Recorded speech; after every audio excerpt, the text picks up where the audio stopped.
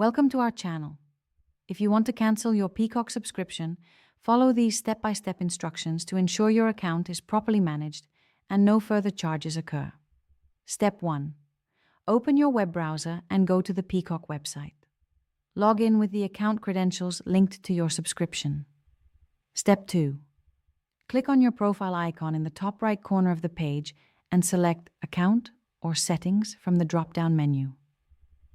Step 3. Navigate to the subscription or billing section, where you can view details about your current plan, payment method, and renewal date.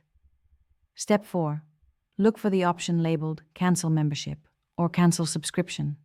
Click on it to start the cancellation process. Step 5. Peacock may ask you to provide a reason for canceling. Select an option or skip if it's optional. Step 6. Follow all on-screen prompts to confirm the cancellation. Note that your subscription may remain active until the end of the current billing period. Step 7. Check your email for a confirmation from Peacock verifying that your subscription has been cancelled. Keep this email for reference in case of billing questions. Step 8. Log back into your account to confirm that your subscription status shows as cancelled or inactive, ensuring that the cancellation was successful. Don't forget to like this video and subscribe to our channel.